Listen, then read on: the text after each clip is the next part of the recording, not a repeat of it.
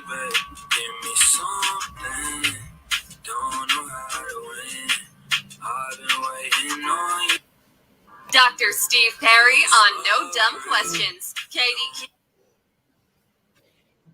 So, thank you again for joining us tonight. I am so excited.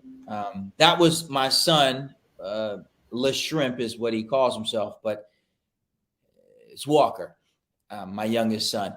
And he likes music. He likes to make music. And he said to me today on the ride into school, he's 16, he's a senior. And he said he wants to be the biggest artist of all time.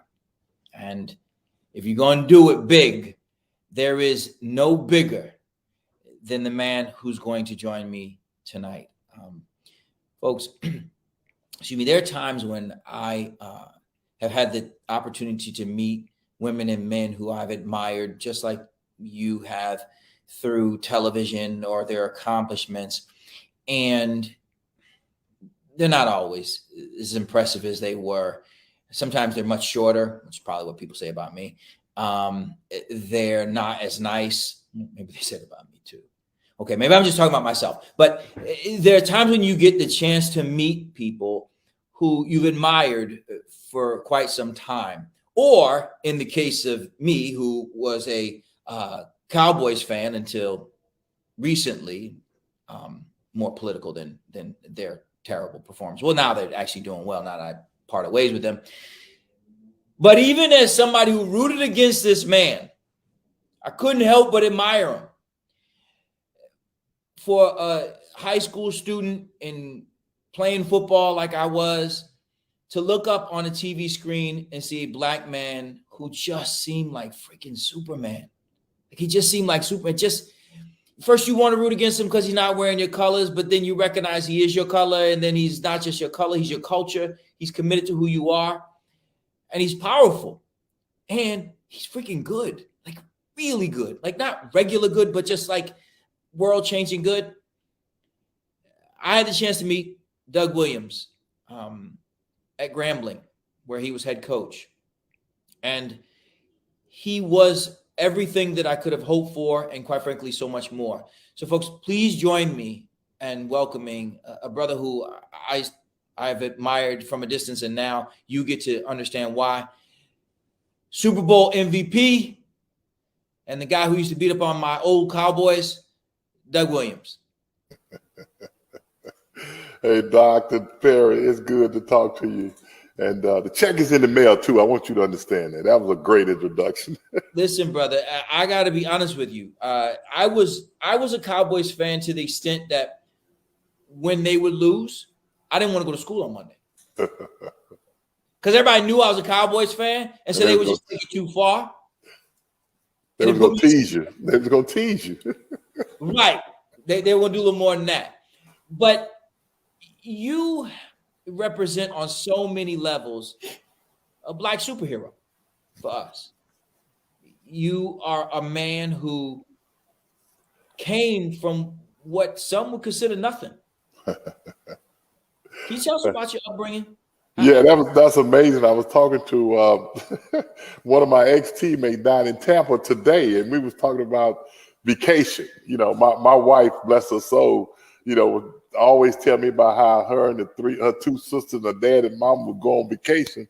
And I just listened because I ain't have no vacation to go on. The only vacation I got was a staycation, which was about 25 miles from my hometown, little small town of Zachary, to my grandmother's house. And then when I went there, we didn't have no lights. You know, when they blew that Collard lamp out, it was dark. You could even see the palm of your hand. But where'd you go to the bathroom though? You had to go outside. You know, when I think of that, man, it gives me reason to, you know, you want to cry, but you got to laugh at it because that's a place that you don't want to go back to. I think that's the most important thing. And for me, it makes me a lot more humble than most people are because I know from which I came to where I am today. And I'm grateful for that opportunity. What do you think about what Deion's doing? You know what? I'm going to give Deion so much credit because what he's done he wanted to coach, and he signed on with Jackson State University, a historical Black institution. And what he's doing down there is bringing so much notoriety to Jackson State and to Black colleges. And I think that is great. I just wish that that most universities would do the same thing that Jackson is doing with Dion, is giving the coaches the opportunity to coach rather than president trying to run the whole thing. And see, I think that's what happened to a lot of Black colleges, that we know you the president. That's a given. We go to your office, they got president on the door. You don't have to flaunt your power. But if you got an AD and a head coach, let them do that part of it, and you run the academics and raise money for the university, and the coaches will do the rest. Is that what happened with you down at Grambling? I think everybody got their own story. I know my story, and my story was I was raising money. We had we raised $40,000 to redo the locker room, and had the floor nice, Grambling, put a big G in the floor, televisions up and everything. And then we was raising more money to do the weight room. And the president at that time, Dr. Pohl, was the president. He sent his AD over there to tell me that it was illegal, that if the money didn't go to him, that I couldn't do it. And I said, what's illegal, Aaron? I say, the NC2A, all I got to do is show receipts. No money came to me. The people who was doing the floor was the Friends of Football, and they handled all the payments and all the money. And all I got was the receipt to turn in. And he said, nah, he says it's illegal. So one day I was on the practice field, and the president walked up to me, and he told me, say, me and you ain't going to make it. You can't work together. I said, okay. And the next week, he called me to his office, and he said he's going another direction. And I didn't hesitate. I turned around. I said, thank you, appreciate it. And I left his building. When I came to visit you and you gave me this, people can't really see, I'm sorry, the glare. There we go. Yeah. You deserve that. For what you do, you deserve more than that. Well, these are your flowers today, brother. These are your flowers. Look, you don't understand. What I did as a player is one thing, but what you do every day is way bigger than me, doctor. Believe me. I appreciate you saying that. But I do want to point out, though, one of the challenges that many people have when working with HBCUs is the fear of the lack of vision. I mean, if we're going to have a grown person conversation, I think many people have wondered aloud what took many of the HBCUs so long as it is the case down in Jackson. What would be your answer to that? Why is it taking so long? Well, I think, like I say, when integration, let's go all the way back to integration. When integration came in and it gave our Black athletes an opportunity to go anywhere they wanted to go, the recruiting part of it kind of ceased a little bit. You don't recruit the top athletes as much as you used to. But I think the most important thing, we as a race, we got to look at our HBCUs and say, hey, we got to support them. And whether or not your kid is going there or not, you still need to support it. And I think that's what is missing. And then over the years, the president that's came in, and I say this, and I know I might get in trouble saying it, what have you, but the president always want to be the first one on the field when your team wins, to heist up that trophy. You look at all the other schools, whatever bowl games they play, whatever, you don't see the presidents on the field. They up in the press box. They enjoying it. And I think when the president realized that he put no hours in the practice facility, he coached no game. It's the people, like Coach Rob used to always tell us, the credit goes to the man in the arena. And that's the players that play the game and the coaches that coaching them. And I think once you get these Black colleges to say, hey, you my coach, you my AD, that's the business side of it, you run it and leave it alone. And if they're not doing the job, then you make a move. But don't try to run it as it goes. Run it as it every year, and you make a evaluation. And you decide that, hey, I got to go another direction. That's fine, but don't get in the middle of everything. I think once the president realized, like down Dion, I promise you, I bet you the president not interfering with Dion. Yeah, it's just him and the AD, and he's done a fantastic job at homecoming. He had 53,000 people at home. 50, that's amazing. That's like a regular classic game. That's at homecoming for him. which I applaud him. I take my hat off to him, and I appreciate everything Deion is doing. You came out of Grambling. Yes. And you made it to the NFL. In order for you to make it to the NFL during the time in which you did, from HBCU, you balled out, brother. Like, it wasn't regular what you did. Well, you know what? When I was talking to my quarterback, Bruce Eugene, who's in New York. He played for me, and we was talking the other day. He came to the game down here in Washington, and I told him, I said, when you played, we threw the ball 61 times a game. That's a lot of passes. Yes. And when Coach Rob was coaching, I was lucky if I threw it 25 times a game because we ran the wing T. But let me say that after 3.5 years of being at Grambling, people don't understand and don't know this. We ran a wing T, which is a running offense. I didn't know that. That's what I ran in high school. Yeah, we ran the wing T. But at the end of my career, I had threw for more passes and more touchdowns than anybody in the history of the NC2A. Today, those numbers are little numbers compared to what they're doing it today because they're throwing it all over the field. But they got the run and shoot, though. It's different now. It's different now. Yeah. Now it's a whole. Now they get kids back there. They're throwing first, second, down. They throw it down. They don't get up on the center. I had two backs in the backfield, a wing back, and still was able to throw for 8,400 yards in the 3.5 year time and 93 TDs. So when you look back at it, that stat does mean something. It means something to me, but I think a lot of guys, even Bruce Eugene, who played for me, he threw for 13,000 and some yards, almost unheard of, which is, he broke my record. He always say that, and I tell him all the time, that's what they fought, to be broken. What is that? And let's be clear. It's similar to the NBA before the 3-point line. Right. You can't really look at the score. You can't look at how much someone scored if they could get 3 points versus 2 points in the game. I say that all the time. I remember Pete Maravich. I remember when he was playing at LSU, and his senior year, he averaged 44 points a game, and they did not have the 3-point line. Could you imagine if they had the 3-point line? 65 points a game, easy. Cannot. So you come into the NFL, you're drafted. Did they want to make you a defensive end, a tight end, a running back? Look, let me say this. I was drafted by Tampa. Going up to the draft, Tampa had the #1 draft pick in the whole draft. They traded Houston, and they got Earl Campbell with the first pick in the draft, which Tampa had a chance to do that. But Tampa, at that time, 1978, they knew the chances of me going in the first round was slim and none. Their whole idea was we're going to pick Doug Williams, but we can get him at 17 pick. So they traded with Houston, got a few more draft picks, and still picked me at 17. It kind of tells you where we are today compared to yesterday. If my time was now, I've been in the top 3 or 4 picks today. But that was yesteryears when people wasn't drafting black quarterbacks. Only 3 quarterbacks got drafted on that year, and only 1 got drafted in the first round, and that was me. Which tell you one thing that, when he was coming out, they had me the 3rd-rated quarterback in the country, but only 1 got drafted first round. The other 2 got drafted in the 3rd round, which is me.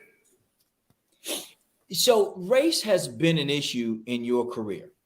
It's no doubt. I don't have to sit here and talk about it, but it's there. I know I was a 17th pick because I was black. No, ain't no question about that. Because if Tampa wanted me the way they wanted me, ain't nowhere in the world they would have traded the first pick to Houston if they didn't know that nobody was going to draft me. Because I think it's super important that the point that you're making. If you have more passing yards than any human being who's ever played in the NCAA prior to you, a lot of cats who played prior to you, you were amazing, and there were a lot of amazing people who came before you, and a couple who played in the same year that you did. But for them to have that's just the stats are the stats, right? It is. It is what it is. And for them to look up and say in 1978, Yeah, but I don't know. He is still black. Doc, you're kidding me. And you know what? I don't know who said that, and that's probably one of them backroom talk, that the talk that we're not invited to. That's the backroom talk that, hey, he gonna be there. You know, remember that he is black or what have you. You know, I don't know what was said, but they took that opportunity, they took that chance because Tampa didn't have a quarterback. They needed a quarterback, And they sucked. Let's be clear. They took a chance on the 17th pick that I was going to be there, and I was sitting there waiting on them. Well, and they sucked. I was a closeted Tampa fan because I liked the uniform. I like the uniform. The uniforms were sharp when they came out with March. I tell people all the time the best uniform in the league at that particular time was that cream, sicker, and orange and white. What? You couldn't. Hey, that was the cleanest uniform in the league. Man, please, even with the swashbuckler on the side, I was a closeted Tampa fan, but y'all didn't win, so it was hard to root for a team that you knew Monday was going to be rough at the school because everybody was like, y'all got whooped again. But when I got there, they had won in 2 years' time. They had won 2 games. And then what happened when you got there? And I got my jaw broke early, but we won 5 games my rookie year. 5 games, which was an improvement over 2 years, you know. And then the next year we won the conference. We ended up going 10-6 and winning the conference and going to the championship game to go to the Super Bowl. And you know, we played the Rams my second year in the league, and the Rams beat us 9-0. And I got hurt in the third quarter when it was like 3-0.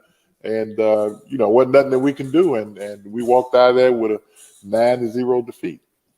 One of the reasons why I referred to you as Black Superman, like for real, is because I saw Super Bowl 22. It seemed like you were not human. What were you trying to prove that? Because that wasn't about football. That wasn't football that I was watching. Doc, let me say this, Doc. On the Saturday before the game, you know, you go out and you run a light practice or what have you. When I got up Saturday morning, you know, I had a toothache. It was killing me. And I went to the dentist, the team dentist, and say, my tooth is killing me. We got in his car and drove down to La Jolla, about an hour from San Diego. I didn't go to practice. And he performed a 4-hour root canal on me Saturday before the game. Did not know that. No, nobody. A lot of people don't know that. And when I came back to the hotel, the team had made it back from practice. They was packing their bus up to go to a secret hotel. And I went and got my stuff, put it on the bus, and I'm laying there. I'm in pain. And we went to this resort, the Lawrence Welch Resort. You know what kind of music he played, right? Yeah, they had y'all completely relaxed or sleep. Yeah. So, well, let me say this. When you walk in the room, the music was playing. And I was in so much pain at that time, I couldn't stand that music going in my. I had to turn that music off. But that night, I barely slept that night. I'm reading over the playbook, and I always ate a bag of Kisses the night before the game. And I tried to figure out how I'm gonna eat these Kisses, and I found a way. I ate it on the other side. Woke up the next morning and felt no pain. I felt no pain. Period. Went to breakfast and ate. Got on the bus. And, you know, we took that 45 minutes back into San Diego, Jack Murphy Stadium, and so many things went through my mind. You know, I'm thinking about how I got there. The road that I traveled was less traveled, you know, and where I am today. I understood that being black was significant, but I could not carry that with me on the field. Okay. Because at the end of the day, we got a football game. And if I go out there knowing that I'm black and I got to do this for the blacks, what have you, you know, 9 out of 10, I'm going to be thinking about something else and not the game.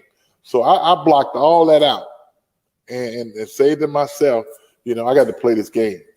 And when it's over with, we'll see where we are. And I tell you, when the game was over for me at that particular time, you know, I hoisted my helmet high in the air, and one man came to mind. That was Dr. Martin Luther King. And because I was at the mountaintop, I was there. You know, I didn't care about yesterday. I didn't care about tomorrow. You know, I had hurt my knee. My knee had swollen. I could barely walk. But that didn't matter to me because everything that I had set out to accomplish has been accomplished. and nobody could take it away. And that to Who was me, your that high was watermark at that point? Who were you thinking about? I get that you were thinking about the game, but who was in the front of your mind talking to Doug Williams during it? Because you got hurt. I remember again, I never rooted for the well, back then the Redskins. I never rooted for Washington. I never did. But that day, I was a Redskins fan. I can't even lie. Who were you? Let me tell you, when I went down with the injury, I laid there for a minute, and the trainers ran out. And he came and he was about to touch. I said, "Don't touch me." I said, "Don't touch me." I said, "Because if the good Lord let me get up and walk off this field today, I'm gonna finish this." And I was able to get up and walk off the field and went to the sideline. You know, that was like the first down. So we had 2 downs left. And Jay Schrader came in for 2 downs, you know, got sacked and all that. And we had to punt to Denver. And when we got the ball back, it was the beginning of the second quarter. Coach Gibbs came to me and he said, "Are you ready, Douglas?" He called me Douglas. No other, ain't but one other man called me Douglas. That was my oldest brother when I was in trouble growing up. But he said, "Are you ready, Douglas?" I said, "Yeah, Coach." He said, "Let's get this sucker to rolling." And the first quarter, the first play was an 80-yard pass. And from there, we ran 18 plays. Now, if you're a football fan, think about this.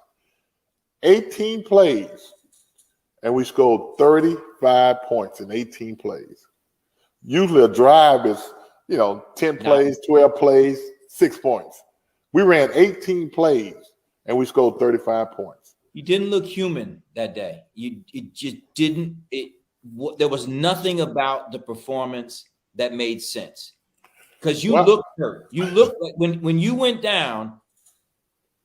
I can tell you, little black boys all over the country's heads dropped, and we accept that he's human. And then what starts to happen as a fan. And as a young black man, I was a senior in high school, start to think, well, you know what? We start with the at least. At least he made it. Yeah. At least he made it. And nobody better not say nothing back at school tomorrow. At least he made it. Y'all was saying that black quarterbacks can't make decisions. You say they can't do all these other things. At least he made it. And then here you come after Schrader's challenges, we'll just say, and ball out. Easily one of the greatest performances in NFL history. Did you feel like you had the wind at your back? Did you know what you were doing? Well, you know what? I mean, I knew the game plan. I feel like I was touched, by the man above. I think we all was touched by the man above. I mean, and it was just one of those situations where whatever play was called, we executed it. And we had a good team. We had good team togetherness. We all was on the same page, and our offensive line was way bigger than their defensive line. Our defensive line was bigger than their offensive line, and we knew, John Elway scored 10 points right off the bat. We could not have let them get too further up there, but we knew from pound for pound physical that we had the better football team. Because during the week of practice, we had to call off practice because we was about to kill each other in practice. Because we was trying to get to the game. But I feel like everybody on that field was touched because everything we did, it worked. And that's the good thing about it. You were then a leader as a black athlete in a way that not a lot of other black athletes were leaders. And I would imagine some of it was because you were just pushed out front, right? It was what it was. I think, I'm a firm believer when you talk about a leader, it ain't something that you appoint anybody to. You can't appoint a leader. I think a leader got to find a way to lead. Number one, the first person you have to lead is yourself. And if you lead yourself and believe in what you're doing, everything else going to be easy. My teammates, they love me to death because they knew whatever it takes to get the job done, I was going to give it to them no matter what the situation. It wasn't about stats. Stats wasn't important. Getting the job done was. If I had to throw a ball away to get it done rather than getting a sack, I did that. I protected the offensive line. The receivers love going downfield. So that's what leaders are about, is when you walk in the room, you don't have to talk a lot. You don't have to holler. You don't have to scream. Athletes know who leaders are. Believe me. When you walk in, they know exactly who their leader are. You have, again, found yourself at an inflection point in your new job. Right. Back in Washington. You are the senior advisor to the president of the Washington football team, otherwise known as WFT as opposed to WTF. And at this time, it's a team that is embroiled in its share of issues. How do you, Doug Williams, navigate what it could, for the rest of us, be as volatile a situation as any other? Well, I think the most important thing is you're not involved in what's going on. That's the first part. You're not in the emails. You're not in this. You're not in that. You're like, it ain't mine. They can check mine. But you stay the course, and you believe in the guys that are there. That when I was in personnel, the people that we drafted, we drafted some good people, and we got them there. And now working for Jason Wright, the president, they believe in me because I've been around. I know all of the alumni, I know all the guys, I know the people, and they know who to go to when they want to do something. Ask Doug. Ask Doug. And that's a good place to be in, to know that people look at you like that and realize that you are a leader, no matter what position you're in. You're a leader, and we got you on our side, and we want you to help us do this. And that's what I do. Whatever they need help at, if I can help them, if I can tell them where to get help or help them, I do that. Is the Washington football team a toxic, racist, sexist place to work? Let me say this.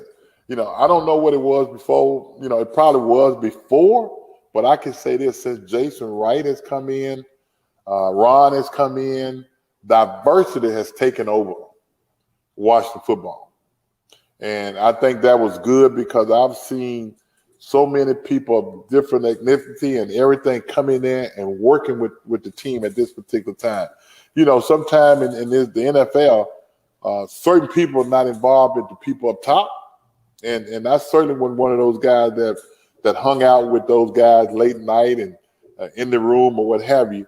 And you just do what your job's supposed to do. And that's what I did. And hopefully, every day you read something about it in the paper, but the paper don't tell exactly the same story because it's not like it used to be. Now, what it's been is something that was toxic or what have you. But I think we gotten past that and we're going down the road and hope the future is going to be bright. Do you think if they ran the emails of all of the NFL teams that we'd see the same things? I hate to say you would, but I'm not going to say you wouldn't. I think when you look around the league, I think we all know, as a black man who played in the NFL, we know it's not fair sometimes. We got too many black coaches that are not coaching in this league that we know should be coaching, from Jim Caldwell to BWE to Leslie Frazier to Todd Bowles. What does BWE have to do? Like, all jokes aside, not even joking. What does BWE have to do? What more does this brother have to do? It ain't what BWE has to do. It's what these owners got to do. Make a decision. It ain't BWE. The coaches out there.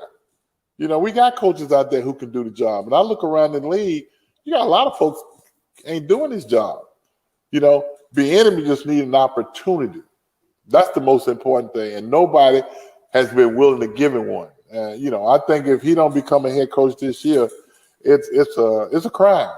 It certainly would be a crime.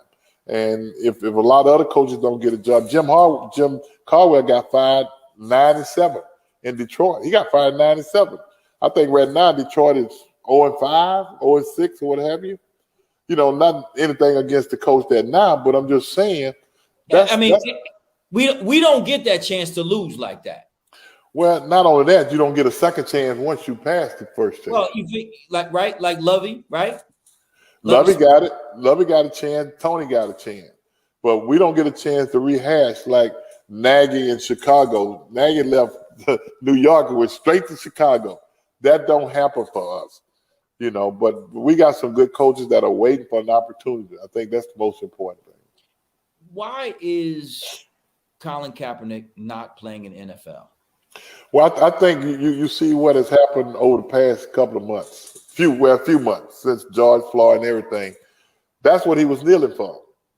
That's what he was trying to tell us. And he told us, but they wasn't listening, from the standpoint of police brutality, which is major in this country. Not only then, it is today too. And the fact that the Supreme Court actually is giving them immunity. You just gave them a ticket to do what the heck they want to do when they stop somebody out there, which I think is bad. People threaten not to work if they got police immunity. Okay, don't work. Let somebody else get the job. But Colin Kaepernick, no doubt probably should have had an opportunity way back 2 or 3 years ago. And it didn't happen. Tim Tebow keeps getting an opportunity. What is the reason that, I haven't even heard a conversation in which, and let's be clear, I never thought that Kaepernick was the most amazing quarterback. No, you're right. I'm not going to sit here and jump on that. Because if you're a football fan, he was good. Like, he had a good couple of years. Yeah. But when he was kneeling, he was sitting the bench. Right. He wasn't the starter. Just the facts, right? But he's better than a lot of people that was doing that time. And there we go. And that's what I'm saying. So, ain't no question. You talk about Tim Tebow. I think Tim Tebow was one of the greatest college quarterback of all time. Yes. College. For what they did, the offense that they ran. But the pro offense, he didn't fit it, but he got opportunity because they gave him the opportunity. He's one of them good old boys who, wasn't married, didn't partake in sex, and all that was part of it. And, he knew how to handle himself, and he made good friends, just like they brought him back this year. Urban Miles was the only guy that would have gave him a chance this year. Well, and he took a knee. He took a knee first. Tim Tebow took a knee first, and that didn't work against him. No, it didn't. It's not going to work against him. And Kaepernick did, and it did work against him. Is it someone? How do we crack this conversation? Because one of the things that I've always appreciated about sports is for 2 hours, if it's football, for 2 hours, nobody's got to be black, nobody's got to be white. We can be green, we can be orange, we can be black and yellow, we can be whatever the colors are that you're wearing, we can be it for 2 hours. Because in between those lines, it's a meritocracy. Whatever happens, happens. The ball ain't gonna spin better for a black person than it does for a white person. The grass ain't gonna be no shorter for them or us. What is it going to take to get the NFL to be what it says it is, which is a meritocracy that is focused on winning? You're right, but what you got is 32 owners, and you got Troy Benson and the commissioner who has been fighting tooth and nails for diversity to get more black coaches, more black general managers. But at the end of the day, they cannot tell an individual who to hire. You can suggest and you can do whatever. You can send them a list. You can do all that. But at the end of the day, one of the things that they get by with, he didn't interview well. Well, you know what? Who was in the room with him? Is it any black folks in the room when you interview him? Right. No, not. You sitting there, it might be 4 or 5 white guys, this black guy, and you come out and say he didn't interview well. We don't know that. That's what they say. And they use all that type of excuses against us, and it's hard to overcome. When you look at your career, just your career as an athlete, or I should say your career, what is your greatest accomplishment? Oh man, that's a tough one. I love the fact of playing. That's fine. But being able to stay here long enough, and I'm gonna be honest with you, stay here long enough to see my son become assistant coach in the NFL. How about that? My son is assistant coach in New Orleans, and 2 weeks ago we played New Orleans, and he was on the sideline. I got a chance to stand on the sideline. To me, that's one of the greatest accomplishments that I have ever had, was to make sure that he got a chance to be a coach, because most coaches' sons do that all the time. And by me not being a coach or being in another position, but just to see him do that, for me, it warmed my heart for that. When you look down there and you see your son coaching an NFL team, and you see yourself passed over as the all-time, at the time, leading passer, what does the distance between your experience as an 18, 19-year-old coming out of college, a 20-something-year-old coming out of college to the NFL, and his experience as a young man, what does that distance feel like for you? Well, see, first of all, you got to understand the time I came out compared to today. And I tell him all the time, I was born too soon. and that's a good thing, because he's here. But at the end of the day, the worst thing to do is to live that time when you came out, because it ain't gonna do you no good. Fair. You got to deal with what's going on now, and that's what I've done. I've taken that and lived today rather than yesterday, because I can't do nothing about yesterday. I look back, and there's a lot of money that a lot of people of other color that has made that I didn't make, because I didn't get that opportunity. Fair. And I understand that. But the most important thing, if you can survive, you can buy your hamburger, got a house or whatever, just be happy with it. And I'm hoping that my son get a chance to look back at me and say, Daddy, we made way more money than you. I ravished that opportunity. I want that to happen. And that's what it's all about. My son, my youngest son, he got a job now. He's 16, so he's grown, according to him. The music maker, right? The music maker, Walker. Yeah. So Walker said a couple weeks ago, we went to the movies, and I was getting on him because I said, son, you got to prepare. Like, we sitting here running out the house trying to get to the movie on time. Your black behind is like, you taking your time. Like, you got to get ready or something, which is me and you going, and we're going to sit in the dark. And he said, I did prepare. I said, well, how did you prepare? He said, I got the tickets, didn't I? I said, but I paid for them. He said, no, you didn't. I said, okay, player. Okay. Now, that's a good thing. It's a great thing. Now, what my son does, he checks on me just about 3 times a week. That's great. He's a daddy's boy. If he hear me say that, he wouldn't like it at all. But that's what he is. He's a daddy's boy. And he called me to say, Dad, how you doing? I'm good, man. What y'all do today at practice? Boom, boom. And that's it. There ain't no long conversation, because they got his behind tied to the post. Yeah. And he's working. And I like that. But it's a good thing when you can see your son and you know what they want to do, and you can see them working towards it. My son wants to be a quarterback coach. He wants to be an offense coordinator. And the good part about it, he's 29 years old. He got a chance. Wow. So what's to be done? We know what your greatest accomplishment is, which is really not really football. It's watching your son coach. So here you are in the press box of the Washington football team, and then he is down on the New Orleans sideline. What is the accomplishment that you have yet to achieve? Well, James Shaq Harris and myself, we started a foundation. And every year we do the quarterback summit. And, the coaches that I mentioned, they all come to the quarterback summit. B-Enemy came the last 3 years.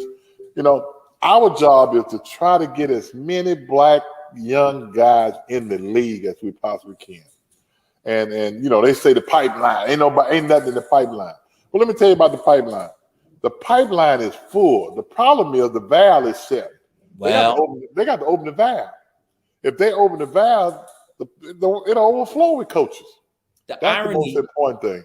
The irony here is that the same racism about decision making that pushed the, at the time, leading passer in history to number 17 is the same racism that has white owners deciding to pass on a black person to be their coach. It really is the notion that black men don't have the acumen, whether that be the disposition or the intellectual acumen, to be able to break down an offense or defense, to be able to lead men.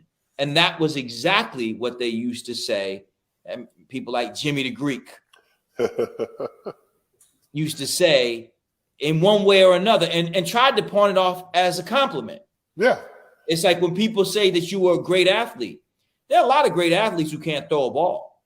Who can't do a lot of things. Good athlete. You know, I remember a receiver down in Miami was a great wide receiver, but he couldn't play basketball. Right. You know, so, I mean, it all depends. I think at the end of the day, you know, these owners has to have the balls, the galls to make a decision that's best for the organization. You know, when we talk about the NBA where you black coaches, you see them all over the place, but 15 guys. Football, you're dealing with 65 to 70 guys. You know, one movie that I always remember is Denzel Washington in Malcolm X movie. When he was down there, when that policeman said, "That's too much power for one, you know what?" And I think that's part of it too, is you the face of the organization. And a lot of owners don't want to give in to that. But that ain't what it's about. It's about the team. I hope they realize it's about your team winning. When you look, like I'm gonna say, I said this earlier, you look at a lot of coaches that are in this league, they don't know what's going on as far as their football team is concerned. They lost, but you know what? They would give them an opportunity to catch up, which we wouldn't get that opportunity. We'd be out of there. And right. That's what's happening. You know, you mentioned the Malcolm X quote. I was denied the opportunity to open another school in the city that we opened the first one by a Latino brother who said that if I allowed you to do that, it would be too much power for one man. The racism that we experience is real. It doesn't live in one industry. It's interesting to me to watch the NFL lurch to fire John Gruden as if the only emails that went out are coming from one organization, and as if they got more than 3 black coaches. Like, it's comical. How y'all gonna fire somebody for being racist when you racist? Well, you know, think about it. You know, that email, I don't know what happened with that one. You got one email from one team, and they don't have any emails from the other team. So I don't know. We all know that that's probably some emails. If you went to every team and gathered emails, you probably find a whole lot of stuff in emails that we never know. I mean, come on. Like, it is comical that they are making Gruden the scapegoat. And if we're going to be really honest, he didn't get fired because of the racist ones. No. And everybody knows that.